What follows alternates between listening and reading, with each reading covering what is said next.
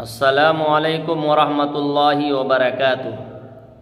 محترم ناظرین، جادو کے متعلق آج ایک ویڈیو لے کر آپ کی خدمت میں حاضر ہوا ہوں۔ محترم ناظرین، جادو برحق ہے، جادو ہوتا ہے، جادو کا اثر کرتا ہے، اس لیے کہ جادو کا ذکر قرآن مقدس میں بھی ہے اور صحیح حدیث میں بھی ہے، لیکن جادو کا علم سیکھنا حرام ہے، جادو کرنا حرام ہے، جادو کروانا حرام ہے۔ یہاں تک کہ حدیث پاک میں آتا ہے اگر کسی نے جادو کروایا تو اس نے کفر والا عمل کیا، جادو کرانے کی وجہ سے کفر تک پہنچ جاتا ہے انسان۔ تو ہمیں جادو سے بچنا چاہیے۔ تو بہرحال جادو برحق ہے، جادو کا ذکر صحیح حدیث میں ہے۔ آپ صلی اللہ علیہ وسلم پر بھی جادو کا اثر ہوا۔ بعض لوگ کہتے ہیں کہ نہیں ہوا، آپ امام الانبیاء ہے، خاتم الانبیاء ہے، اللہ کے محبوب ہے، آپ پر جادو کے اثر کیسے ہو سکتے ہیں؟ میرے بھائیوں، آپ صلی اللہ علیہ وسلم پر جادو کا اثر ہوا ہے۔ آپ صلی اللہ علیہ وسلم پر جادو ہونے کی وجہ سے آپ صلی اللہ علیہ وسلم کی طبیعت خراب ہو گئی، آپ صلی اللہ علیہ وسلم کی طبیعت بگڑنے لگی۔ یہودی آپ صلی اللہ علیہ وسلم کے دشمن تھے۔ یہودیوں نے مل کر مشورہ کیا کہ محمد صلی اللہ علیہ وسلم پر جادو کر دیا جائے۔ تو اس وقت ایک بڑا جادوگر مانا جاتا تھا، ایک یہودی، لبید ابن الاعصم بڑا جادوگر تھا۔ اس کی بیٹیاں بھی جادو کرتی تھیں۔ پہلے ان کی بیٹیوں نے کوشش کی لیکن وہ ناکام ہو گئی، تو پھر یہودیوں نے ان سے کہا اور اس نے لبید ابن اعصم نے آپ صلی اللہ علیہ وسلم پر جادو کیا۔ جب آپ صلی اللہ علیہ وسلم پر جادو ہوا تو آپ صلی اللہ علیہ وسلم پر جادو کا اثر دینی معاملے میں نہیں ہوتا تھا بلکہ دنیاوی معاملے میں آپ پر اثر ہوا۔ دینی معاملے میں یعنی آپ صلی اللہ علیہ وسلم وضو فرماتے، اس میں کوئی فرق نہیں پڑتا، نماز پڑھاتے، اس میں کوئی اثر نہیں، لوگوں میں جا کر تبلیغ کرتے، اس میں کوئی اثر نہیں، لوگوں کو دین سکھاتے سمجھاتے، اس میں کوئی اثر نہیں۔ یعنی آپ پر جو جادو کیا گیا تھا دینی معاملے میں اثر نہیں ہو رہا تھا بلکہ دنیاوی معاملے میں ہو رہا تھا۔ آپ صلی اللہ علیہ وسلم پر جادو کا اثر پہلا یہ ہوا کہ آپ صلی اللہ علیہ وسلم کے اندر سے بھوک ختم ہو گئی، بھوک بالکل نہیں لگتا تھا اور کھانے کی چاہت بالکل نہیں ہوتی تھی۔ امہات المومنین فرماتے ہیں کہ کھانا لگے رہتے، ایک لقمہ منہ میں ڈالتے، آپ صلی اللہ علیہ وسلم چھوڑ دیتے، کہتے کہ کھانے کی چاہت نہیں، بالکل کھانا چھوٹ گیا تھا۔ اسی لیے آج ہم دیکھتے ہیں کہ جس کو جادو کا اثر ہوگا سب سے پہلا کام یہی ہوگا کہ اس کے اندر سے بھوک ختم ہو جائیں گی، بھوک مٹ جائیں گے، لوگ کہیں گے کھانے کی چاہت نہیں ہوتی، بھوک ہی نہیں لگتے۔ جادو کا پہلا اثر یہ۔ اور دوسرا آپ صلی اللہ علیہ وسلم پر اثر یہ ہوا کہ بیویوں سے آپ صلی اللہ علیہ وسلم دور رہتے۔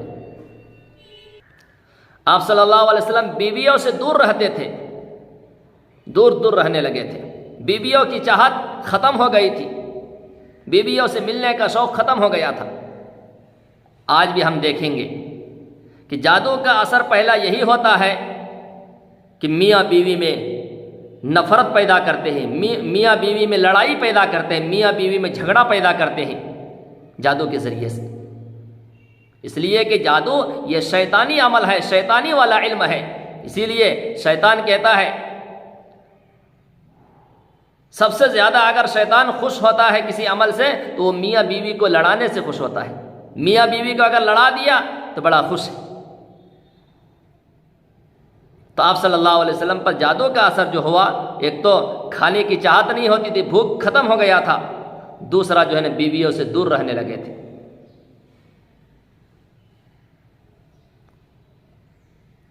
آپ صلی اللہ علیہ وسلم پر جادو ہوا، کس طرح سے ہوا؟ تو جب آپ صلی اللہ علیہ وسلم پر جادو کا اثر ہوا، خود آپ صلی اللہ علیہ وسلم فرماتے ہیں، صحیح حدیث میں ہے، ایک مرتبہ میں رات میں سویا ہوا تھا، حضرت جبرائیل علیہ السلام آئے اور حضرت میکائیل علیہ السلام آئے۔ جبرائیل علیہ السلام میرے سر کے پاس کھڑے ہو گئے، میکائیل علیہ السلام پیر کے پاس کھڑے ہو گئے۔ دونوں فرشتے آپس میں بات چیت کرنے لگے۔ دونوں فرشتے کہتے ہیں کہ ان کو کیا ہوا ہے، کیا مرض لاحق ہے، کون سی بیماری لگی ہے، کس بیماری کی وجہ سے یہ کھانا پینا چھوڑ رہے ہیں؟ تو فرشتے کہتے ہیں کہ ان پر جادو کیا گیا ہے۔ فرشتے کہتے ہیں ان پر جادو کیا گیا ہے۔ پھر ایک فرشتہ پوچھتے ہیں کس چیز میں جادو کیے گئے ہیں؟ تو فرماتے ہیں کہ بال کے ذریعے سے بال میں جادو کیا گیا ہے۔ پھر فرشتہ کہتے ہیں کہ کس نے جادو کیا ہے؟ تو بتایا جاتا ہے کہ لبید ابن الاعصم نے کیا ہے۔ پھر ایک فرشتے کہتے ہیں کہ کہاں پر اس جادو کو کر کے رکھا ہے؟ تو بتایا بنو زریق کے کنواں ہے فلاں جگہ پر، اس کنویں کے اندر جو ہے جادو کر کے ڈالا ہوا ہے، رکھا ہوا ہے۔ تو دونوں فرشتے اس طرح سے جو ہے نا بات چیت کر کے جبرائیل علیہ السلام میکائیل علیہ السلام آپس میں بات کر کے بتا کے چلے گئے۔ آپ صلی اللہ علیہ وسلم جب نیند سے اٹھے ہیں، بیدار ہوئے ہیں، تو آپ صلی اللہ علیہ وسلم حضرت علی کو بلاتے ہیں اور صحابہ کرام کو بلاتے ہیں، صحابہ کو جمع فرما کر اس کنویں کے پاس تشریف لے جاتے ہیں، اور وہاں کنویں کے پاس جا کر حضرت علی رضی اللہ عنہ کو کنویں میں اتارتے ہیں۔ حضرت علی رضی اللہ عنہ کنویں میں اتر کر تلاش کرتے ہیں تو ایک جگہ پر تخت کے نیچے دیکھتے ہیں کہ کنگھی ہے، اور کنگھی میں جو ہے نا بال لپٹا ہوا ہے، بال میں 7 گرے لگے ہوئے ہیں۔ کنگھی ہے، کنگھی میں بال لپٹے ہوئے ہیں اور بالوں میں 7 گرے لگے ہوئے ہیں۔ کنویں سے نکال کر باہر لائے۔ حضرت علی رضی اللہ عنہ فرماتے ہیں کہ جب کنگھی اور بال کو واپس لائے تو آپ صلی اللہ علیہ وسلم اس وقت معوذتین قل اعوذ برب الفلق قل اعوذ برب الناس یہ نازل ہو چکے تھے۔ تو آپ صلی اللہ علیہ وسلم یہ سورت پڑھ رہے تھے۔ جادو کی وجہ سے آپ صلی اللہ علیہ وسلم کا چہرے کا رنگ مرجھا چکا تھا۔ آپ صلی اللہ علیہ وسلم کے چہرے پر ایک عجیب قسم کی جو ہے نا چیز طاری تھی۔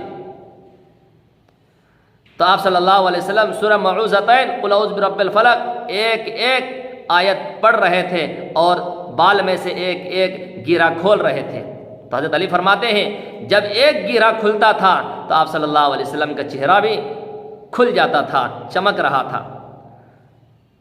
تو 7 آیت معوذتین کے پڑھتے ہیں، دونوں سورت پڑھتے ہیں، اور 7 گیرے جب بال سے کھول دیتے ہیں تو آپ صلی اللہ علیہ وسلم کا چہرہ بالکل کھل جاتا ہے۔ آپ صلی اللہ علیہ وسلم کے اوپر جو چیز برے اثرات تھے وہ ختم ہو جاتے ہیں یہ پڑھنے کی وجہ سے۔ پھر آپ صلی اللہ علیہ وسلم بال اور کنگھی کو نکال کر پھر اسی کنویں میں ڈال دیے، پھر وہاں سے واپس تشریف لائے۔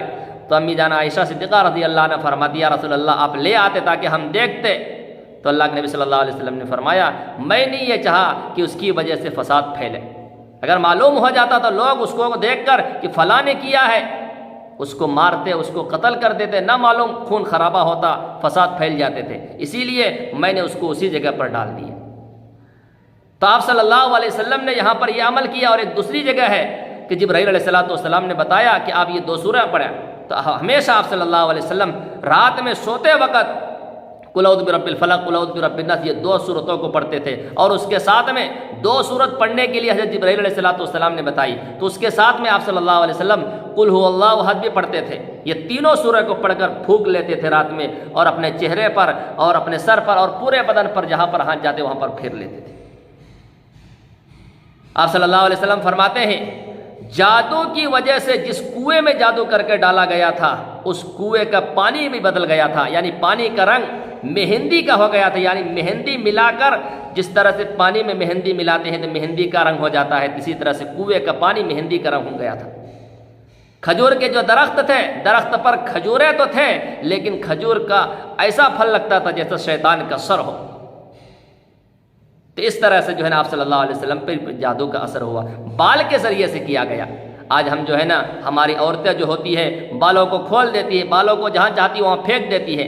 تو اس طرح سے میرے بھائی اپنے بالوں کی حفاظت کرنی چاہیے۔ بالوں کے ذریعے سے لوگ جو ہے نا جادو کرتے ہیں، کبھی کبھار تو ایسا ہوتا ہے آٹے کا پتلا بناتے اور اس پر کرتے ہیں۔ آپ صلی اللہ علیہ وسلم پر جو جادو کیا گیا تھا کنگھی تھے، بال تھے، اور گرہ لگا کر گرے میں سوئی کو رکھا گیا تھا۔ گرہ لگائے تھے، 7 گرے تھے، 7 گرے میں 7 جگہ پر سوئی تھے۔ اسی طرح سے آج بھی جادو کرتے ہیں۔ تو اگر کسی پر جادو کا اثر ہے سوتے وقت معوذتین قل اعوذ برب الفلق قل اعوذ برب الناس پڑھ کر دم کرے، اور اگر کسی کو اثر زیادہ ہے تو سورۃ البقرہ، خود قرآن نہیں پڑھ سکتے، سورۃ البقرہ موبائل میں لگا کر دونوں ہیڈ فونس اس کے کان میں لگا کر روزانہ سورہ بقرہ سنائیں. 1 ہفتہ عمل کریں گے انشاءاللہ جادو کا اثر ختم ہو جائے گا.